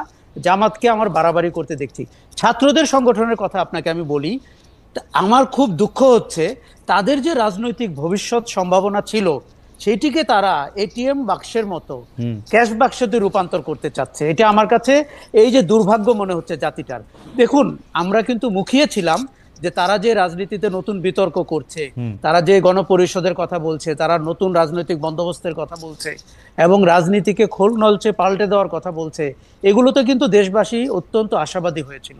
কিন্তু আপনি যখন 150টা গাড়ি নিয়ে যান, আপনি যখন বিভিন্ন ইন্ডাস্ট্রিয়াল গ্রুপের থেকে টাকা নেন বলে অভিযোগ হয়, আপনার অফিস বিল্ডিং দেখে যখন মানুষের সন্দেহ হয় ওই বিল্ডিং এর মালিককে এবং এর ভাড়া কে দেয়, এবং আপনার জীবনযাপনে যখন রিক্সা থেকে আপনি 4 হুইলারে চলে যান, এরা কি বোঝেন না যে মানুষ আসলে এবং ইন্টারকনে যখন ইফতারি করে না কিন্তু আশা ভাই, ওদের যে সবচেয়ে বড় নেতা নাহিদ সাহেবরে তো আবার আমরা দেখলাম বাসে করে যাইতেছেন। মানে আমরা কি 1-2 নেতারে দিয়ে আসলে বিবেচনা করতে থাকবো? মানে আমরাই বা ওদের কিরকম ভাবে বিবেচনা করব? মানে ওরা তো আমি আপনাকে বলি না, প্রথম কথা 1-2 নেতা দিয়ে অতীতে আমরা বিবেচনা করে ভুল করেছি। দেখুন, আমাদেরকে সংগঠনকে দেখতে হবে, সংগঠনের রাজনীতিটা কি দেখতে হবে এবং সেই রাজনীতিটা জনগণের কাছে কিভাবে ডেলিভার্ড হয় সেটা দেখতে হবে। এখন নাহিদ একটা সিম্পল লুকিং শার্ট পরে রিক্সায় করে, ভ্যান গাড়িতে করে বাসায় গেল, এটা কিন্তু একটা স্ট্যান্ডবাজির মতো তখন মনে হবে। যদি পুরো সংগঠনটাকে আপনি দেখেন, দেখুন বিএনপি, জামাত এবং জাতীয় নাগরিক পার্টি সবাই কনভেনশনাল রাজনীতি করে ভোট করে পাওয়ারে যেতে চাচ্ছে। এইটাই হচ্ছে দুর্ভাগ্যটা। আপনার তো নতুন রাজনৈতিক বন্দোবস্ত হওয়ার কথা। দেখুন, জাতীয় নাগরিক পার্টির অন্তত 10টি সমালোচনা আমি করতে পারবো। এই কাজগুলো তাদের করা ঠিক হয় নাই। তারা মানুষ থেকে দূরে সরে যাচ্ছে। তারা কিন্তু রাজনীতিতে ভালো করুক, এটা আমি এখনো চাই। এবং আপনি খালেদ খেয়াল করেন, 54 বছরে আমরা যে বিতর্ক হতে দেখি নাই, যে কথাগুলো আলোচনা হতে দেখি নাই, এমনকি শেখ মুজিবুর রহমানের আমল থেকে শুরু করে এগুলো কিন্তু তারা তুলেছিল। তারা রাজনীতিতে বিতর্ক হবে, আনপ্লেজেন্ট বিতর্কও হবে। বিএনপির জন্ম কোথায় হয়েছে, তারা স্বাধীনতা বিরোধীদেরকে ক্ষমতা কাছাকাছি এনেছিল, আপনার অত্যন্ত আনকমফোর্টেবল অনেক কথা তারা বলতেই পারবে। কিন্তু এই আলোচনা আমরা চেয়েছিলাম যে তারা যেন সততার সাথে করে, তারা যেন নতুন রাজনৈতিক বন্দোবস্তের দিকে যায়। সেই জায়গাটিতে জাতীয় নাগরিক পার্টি অনেক পিছিয়ে যাচ্ছে। প্রতিদিন তারা আমার কাছ থেকে সমর্থন হারাচ্ছে। আমি নিশ্চিত জানি বাংলাদেশের লাখো লাখো মানুষের কাছ থেকেও তারা সমর্থন হারাচ্ছে। ফলে ভোটের দিকে তারা যাচ্ছে কনভেনশনাল ওয়েতে। ওই যে হোন্ডা গুন্ডা, মোটর গাড়ি, টাকা পয়সা, আপনার মিথ্যাচার করতে গিয়ে দাদাকে জমিদার বলতে হয় 2025 সালে, আপনি বুঝতে পারছেন না? এটি আমাদের সমাজে যে সবচেয়ে হাস্যকর। আমাদের সমাজে তো কেউ প্রজা ছিল না, আমাদের সমাজে তো সবাই রাজা ছিল। আপনি নিশ্চিত আপনার ক্লাসরুমে দেখেছেন, আমি দেখেছি। এই দারিদ্র থেকে তো, আমাদের মানসিক দারিদ্র থেকে তো আমাদের বেরোতে হবে। আচ্ছা, আরেকটা কথা বলি, আমি চাই সবগুলো রাজনৈতিক দলের আয় কোত্থেকে হচ্ছে এবং ব্যয় কোথায় হচ্ছে সেটি আন্তর্জাতিক এই প্রশ্নটি উঠলেই আশরাফ ভাই, আমি যখন এই কথা বলি তখন ওরা এই হিরো আলম থেকে শুরু করে এনসিপি সবাই এই কথা বলে যে আপনারা কি বিএনপি আওয়ামী লীগকে কখনো এই প্রশ্ন করেছেন? এইটার কি উত্তর দিবেন? আসলে বিএনপি আওয়ামী লীগকে তো এই বাধ্যতা আমরা করতে পারি নাই। বিএনপি 5,000 কোটি টাকা খরচ করে ইলেকশন করছে 2001 সালে, আমাদেরকে কি বলছে কোথায় টাকা পাইছে? এটি আমরা বলেছি, মিনমিন করে বলেছি। বিএনপি আওয়ামী লীগ কোনোদিন আমাদের কথা শুনে নাই, করতে জানে। তার পরিণতি কিন্তু তারা বরণ করেছে। আপনি আওয়ামী লীগের মতো দলকে পালিয়ে যেতে দেখলেন, আপনি আর আমার জীবদ্দশায় আমরা কখনো ভাবতে পেরেছি খালেদ? আপনি বিএনপিকে 16 বছর যেই অত্যাচারের ভেতরে দেখেছেন 1/11 এর পরে, আমি তো বলবো এই বিএনপিকে তো আমরা কখনো, বিএনপি একটা পরীক্ষিত রাজনৈতিক দল হতে পারতো, এখন কিন্তু আমি সেটি দেখছি না। কেন বলি? রিপন ভাই বারবার সংস্কারের কথা বলেন, সাংগঠনিক সংস্কার, 8টি বিভাগ, জেলা পর্যায়ে। রিপন ভাই নিজেও একটি বিভাগের দায়িত্বে আছেন। ভাই, আপনার সাংগঠনিক সংস্কার নিয়ে আমরা আগ্রহী না, আপনার রাজনৈতিক সংস্কারটি কোথায়? আপনার রাজনৈতিক আচরণ, আপনার না রিপন ভাই, আমি জানি আপনার সাথে আমার দুদিন আগে দেখুন, আপনার দলের ভারপ্রাপ্ত চেয়ারম্যান যদি এইভাবে বলে থাকেন, ওই দলের তৃণমূল পর্যন্ত কেন আপনি যাচ্ছেন না? আমি আজকে রিপন ভাইকে বলে রাখি, শোনেন, 4 বছর মেয়াদী সংসদ অথবা প্রধানমন্ত্রী 2 বার, এগুলো আপনি যখনই মেনে নেবেন, পারসেপশন হবে যে বিএনপি সংস্কারের পক্ষে। আপনার বিভাগের সংস্কার নিয়ে কথা বলতে হবে না। আপনি এমনও হতে পারে আপনারা যতদিন ক্ষমতায় থাকার কথা ভাবছেন, আপনি তার 2 গুণ 3 গুণ সময় ক্ষমতায় থাকতে পারবেন ভালো রাজনীতি করে। কিন্তু আমাদের দুর্ভাগ্য হচ্ছে খালেদ, আমরা শিওর হতে চাই যে আমরা নিশ্চিতভাবেই ক্ষমতায় থাকতে পারবো কিনা। এই গ্যারান্টি নিলে গণতান্ত্রিক শাসন হবে না। এই গ্যারান্টি দিয়ে আমার মনে হয় যে we would like to extend it time for 10 more minutes because we have please. আমি একটু রিপন ভাইয়ের কাছে অনেক প্রশ্ন জমা হয়ে গেছে, আমি একটু রিপন ভাই, আমি যেহেতু একটু সময় আমরা একটু বাড়ালাম আপনার অনুমতি নিয়ে, আপনাদের অনুমতি নিয়ে, সেই একটা প্রশ্ন এটা করতে চাই যে আমরা এনসিপিকে অবশ্যই বলবো, তোমরা রূপায়ণ টাওয়ারে কেমনে তোমরা অফিস নিলা, তোমরা কেমনে ইন্টারকন্টিনেন্টালে খাওয়াইতেছো, তোমরা কেমনে গাড়ি চড়তেছো, কিন্তু আমাদের তো এই প্রশ্ন এখন করতে হবে রিপন ভাই। আপনি আমাদেরকে যত খারাপই মনে করেন, গত 15 বছর ধরে এই প্রশ্ন আমরা করতেছি। হয়তো আশরাফ ভাইয়ের ভাষায় আমরা অত বুলন্দ আওয়াজ তুলছি কি তুলি নাই সেটা একটা কথা, কিন্তু আপনারা এই প্রশ্ন আমি করতে চাই যে আপনারা কি এই সব আয় ব্যয়ের হিসাব দিবেন? আপনারা কি হিসাব দিবেন আপনাদের শীর্ষ নেতা লন্ডনে থাকতেছেন, তার ব্যয় কোত্থেকে আসতেছে? Is it clear? যে কারণ আমি ওনারে খুবই পছন্দ করি, কিন্তু ওনার তো থাকার, ইংল্যান্ডে থাকার তো একটা খরচ আছে, সেটা কোত্থেকে আসে? মানে এইটা কি আমাদের কাছে পরিষ্কার? আমরা কি দেখতে চাইলে দেখতে পারবো? আশরাফ ভাই যদি আজকে বিচিত্র একটা কভার স্টোরি করতে চায়, বেগম জিয়া এবং তার ছেলের টাকা, আয় ব্যয়, পরিবার কত টাকা থেকে নেয়, সেটা কি আশরাফ ভাই করতে পারবেন? আমাদের এইটাই শুধু প্রশ্ন। আমি আপনাকে খুব স্পষ্ট ভাষায় বলতে চাই, যদি আশরাফ কায়সার যদি এই ধরনের একটি স্টোরি করতে চান, তিনি নির্দ্বিধায় করতে পারেন এবং আমি ওনার প্রস্তাবটা পাঠাতে পারি, নিঃসন্দেহে তিনি করতে পারেন। আশা ভাই, আপনি যদি এটা কিছু করেন, এটা আমাদের জন্য করেন আশা ভাই। বলে দিচ্ছি খালেদ, আমি এরকম একটি কভার স্টোরি করতে চাই এবং আমি চাই বিএনপি আমাকে তথ্য ভিত্তিক ভাবে সহযোগিতা করুক। এটিতে বিএনপির রাজনীতির যে ট্রান্সপারেন্সি, হলমার্ক অফ ট্রান্সপারেন্সি হয়ে যাবে। আমি আপনাকে আশরাফ কায়সার প্রসঙ্গক্রমে আমি যদি বলি, আমাদের নেতা তারেক রহমান সেখানে থাকেন, তার স্ত্রী একজন গাইনোকোলজিস্ট, তিনি ওখানে বিলেতে কাজ করছেন, তার মেয়ে বিলেতে কাজ করছেন, তাই না? তো সুতরাং আপনার রাজনীতিতে যদি তারেক রহমান যদি সার্বক্ষণিকভাবেও যদি রাজনীতি নিয়েও ব্যস্ত থাকেন, তার সংসার জীবন নির্বাহ করার মতো যথেষ্ট সংগতি তার আছে। আমি ঘটনাক্রমেই বলি, প্রসঙ্গক্রমেই বলি যে আমার স্ত্রী একজন চিকিৎসক, তিনিও ঢাকা মেডিকেলের ছাত্রী, তিনি অ্যাজ ওয়েল এস তিনি ব্রিটিশ সিটিজেনও। তার বিদেশে কিছু মানে তার আয় রোজগার ছিল, তিনি সেখানে কাজও করেছেন অ্যাজ এ ডক্টর। তো সুতরাং ট্রান্সপারেন্সি থাকবে না, এখন জানতে চাইনি তো আমরা বলতে পারবো, আমরা কিন্তু লিখিও, আমরা প্রকাশও করি, অসুবিধা তো নাই। ওকে, তার মানে এটি প্রকাশ্য খবর যে আসলে আমরা বিএনপির আয় ব্যয়ের হিসাবটা বিএনপি নেতা নেত্রীরা এখান থেকে কমিউনিস্ট পার্টির হোল টাইমারদের মতো টাকা নেন কিনা সেটাও আমরা একটু জানতে পারবো। আচ্ছা খালেদ, আমি আপনাকে আপনার অনুষ্ঠানের মধ্যে বলতে চাই, গত 2 বছর তো আমার স্ত্রী আমার মানে সংসার টেনেছেন, আমরা ভাবি সম্পর্কে একটু জানি, সুতরাং সেটা মানে উনার হয়তো মানে আপনাকে টানা শুধু না, মানে আমাদেরকে আপ্যায়ন করে খাওয়ানো মানে মানে সেটা আছে, কিন্তু সেটা বিএনপির ক্ষেত্রে আমরা এটা একটু পরিষ্কার জানতে চাই। আরেকটা কথা হচ্ছে যে এইটা যেহেতু একটা শেষ পর্যায়ে, আপনার কথা শুনে আমরা একটু আশাবাদী শুনে আমরা আজকের অনুষ্ঠান এখানে শেষ করতে চাই যে আমরা যতটা ট্রান্সপারেন্সি এনসিপির কাছ থেকে আশা করি, সেই প্রত্যেকটা বিষয়ে যে রাজনৈতিক সংস্কারের কথা আশরাফ ভাই প্রশ্নটা তুলেছিলেন, যে আপনাদের রাজনৈতিক অবস্থান, আদর্শগত অবস্থান, পার্টির ভিতরে গণতান্ত্রিক অবস্থান, পার্টির আয় ব্যয়, যেগুলি আমরা এনসিপির কাছ থেকে জানতে চাচ্ছি, সেগুলি আপনারা আমাদেরকে দিবেন কিনা, ওই স্বচ্ছতা ওই জবাবদিহি আমরা পাবো কিনা? নিঃসন্দেহে বিএনপি প্রস্তুত, বিএনপি এই ট্রান্সপারেন্সি বিশ্বাস করে। আরেকটা কথা আপনার মাধ্যমে বলতে চাই যে নতুন রাজনৈতিক বন্দোবস্তের কথা ছেলেরা যে 24 সালের অগাস্টের পর থেকে বলা শুরু করলেন, এই নতুন রাজনৈতিক বন্দোবস্ত কিন্তু বিএনপি একটা পুরনো পার্টি হিসেবে বিএনপি কিন্তু নতুন রাজনৈতিক বন্দোবস্তের দিকে এগুচ্ছে। আমাদের নেতা তারেক, যেটা আপনি বলেছেন, আশরাফ কায়সারও বলেছেন যে আমাদের ভারপ্রাপ্ত চেয়ারম্যানের বক্তব্য আপনার ইমপ্রেস, ওনার যদি বক্তব্যগুলো যদি আপনি দেখেন, সেখানে কিন্তু প্রচুর নতুন রাজনৈতিক বন্দোবস্তের কথাই তিনি বলেন, নিউ এনগেজমেন্টের কথা তিনি বলেন, কিন্তু সেই সব কথার সাথে তো বাস্তবতার মিল নাই। আমাদের পুরান মানে আমি যে জায়গায় বড় হয়েছি সেই জায়গায় একটা কথা ছিল, ছবির লগে ফটোর মিল নাই ভাই। হ্যাঁ, ছবির লগে ফটোর মিল নাই, এটা ঠিক যে আমার না হ্যাঁ রাইট, আপনার সাথে আমি মানি। এখন আমার নেতা এই কথা বলছেন, কোনো ক্ষেত্রে যদি সেটা আমি অনুসরণ না করি, তার জন্য তো আমার নেতার রেসপন্সিবল, কিন্তু নেতা যখনই জানছেন তিনি কিন্তু ব্যবস্থা নিচ্ছেন। তইলা নাহিদ বাসে চড়ে, সার্জিস 135 গাড়ি লিয়া চড়ে, তইলা আর আমরা তাদের দোষ দিব কেমনে? না, আমি নিজেও তো বাসে চড়ি, তো হোয়াটস রং? না, because you are Nahid, good নেতা, বা আপনার মতো হইতে চায় নাহিদ, আর আমি হচ্ছি ব্যাড নেতা, আমি হচ্ছি সার্জিস, আমি 165 গাড়ি লিয়া চড়ি। আমি এখন এলাকায় গেলে একটা গাড়ি দিয়ে যাই, পেছনে কোনো গাড়ি থাকে না। ঠিক আছে রিপন ভাই, আমার মনে হয় যে আপনি অনেকগুলি বিষয়ে আসলে আমাদেরকে পরিষ্কার করেছেন, আপনার একটা স্বচ্ছ এবং জবাবদিহির অবস্থান আপনার সবসময় ছিল, এখনো আছে। আমি আশরাফ ভাইয়ের বক্তব্য দিয়ে আমি এটা শেষ করতে চাই আজকের অনুষ্ঠানে। আমরা অনেক বিষয়গুলি খোলামেলা আলোচনা চাই, আশরাফ ভাই যদি এখন একটু কনক্লুডিং। ইতিহাস আমাদেরকে একটা বড় সুযোগ দিয়েছে আমাদের পুরো রাজনীতিকে রিব্র্যান্ডিং করার। হাসিনা পালিয়ে গেছে, এটা অতীত। আওয়ামী লীগকে মাইন্ডসেট থেকে না দেখে বাস্তবতায় দেখলাম, সেটি আমাদের জীবন থেকে বেরিয়ে গেছে।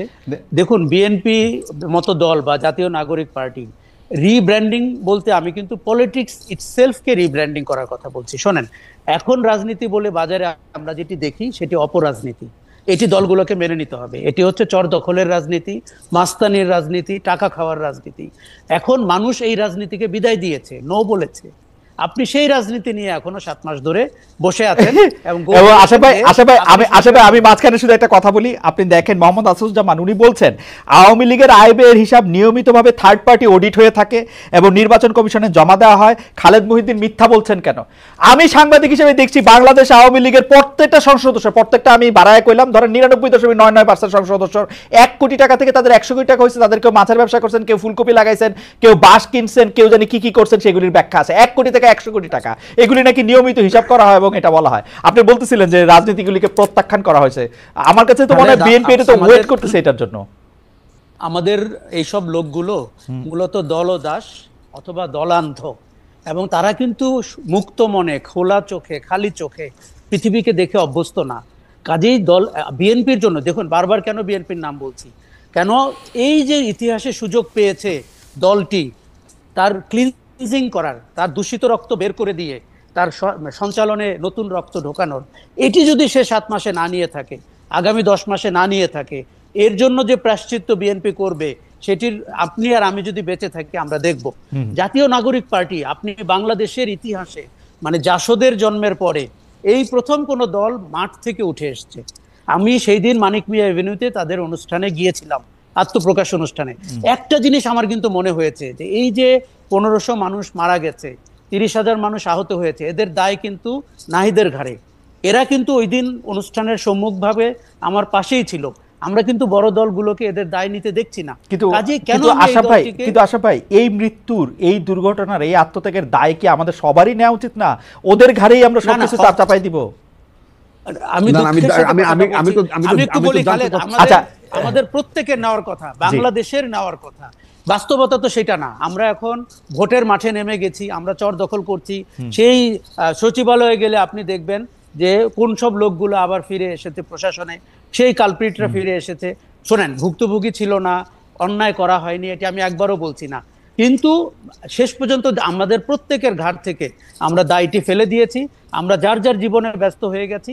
আমাদের অন্তর্বর্তী সরকারের উপদেষ্টা থেকে শুরু করে অনেকের মধ্যে আমি অ্যাম্বিশন টের পাচ্ছি। তারা পদ পদবি দখল করেছেন, তারা সারা জীবনে যা করতে পারেননি এখনই তা করে ফেলার চেষ্টা করছেন, এবং আমি বলবো এটি ভয়ঙ্কর। আমার মনে হয় শোনেন, যে আমরা যেহেতু আমি শুধু বলি, আমাদের প্রত্যেকের এই কারণেই কিন্তু অপশাসন আবার ফিরে আসতে পারে, এবং অথবা নতুন যারা শাসক হবেন তারা ওই অপশাসনের প্রতিচ্ছবি হবেন বলে মানুষ ভয় পাচ্ছে। যেহেতু বিএনপির কথা বারবারই আসলো, রিপন ভাই আপনি এইবার তাহলে এটা শেষ কথা বলে দেন 1 মিনিটে, আপনি বলতে চাইছিলেন। না, আপনি যেটা বলছিলেন যে মানে এই দায় বলতে বোঝাচ্ছে যে যারা আপনার 24-এর আন্দোলন যারা মানে শাহাদত বরণ করলেন, পঙ্গুত্ব বরণ করলেন, তাদের দায় এনসিপির কাঁধে শুধু যাবে কেন? বড় রাজনৈতিক দল হিসেবে নিঃসন্দেহে এইটার দায় তো বিএনপির কাঁধেও, তাই না? এবং সমগ্র রাষ্ট্রের আমাদের সবার কাঁধে এর দায় আছে, এবং এই দায় আমাদের সবার শোধও করতে হবে, এটাও সত্য কথা। আমরা যদি সেটা করতে না পারি, তাহলে এই বিপ্লব, এই অভ্যুত্থানের চেতনা যদি মার খায়, তাহলে বাংলাদেশ ভীষণভাবে হোঁচট খাবে। তো আমি বিশ্বাস করি যে বাংলাদেশ নিঃসন্দেহে পিছিয়ে যাবে না, বাংলাদেশ এগিয়ে যাবে, এবং আমাদের নেতা তারেক রহমানের নেতৃত্বে আমরা যে একটা নতুন যে রাজনৈতিক বন্দোবস্তের কথা বিভিন্নভাবে আমরা বলছি, এবং আমরা নিঃসন্দেহে যদি দেশ পরিচালনার দায়িত্ব পাই, আমাদের সম্পর্কে যত নেতিবাচক মানে প্রচারণা হোক না কেন, আর মিডিয়া ট্রায়ালের সম্মুখীন হই না কেন, আমরা নিঃসন্দেহে আমরা অবশ্যই প্রচারণা এবং মিডিয়া ট্রায়াল চলতে থাকবে। রিপন ভাই, আমরা আপনাদেরকে দেখতে থাকবো, আমরা বিবেচনা করতে থাকবো। আশরাফ ভাই আপনাকে অনেক ধন্যবাদ, রিপন ভাই আপনাকে অনেক ধন্যবাদ। দর্শক, আগামী অনুষ্ঠানে নিশ্চয়ই আপনাদের সঙ্গে দেখা হবে। তার আগে আপনাদের সবাইকে অনেক অনেক ধন্যবাদ এবং শুভেচ্ছা।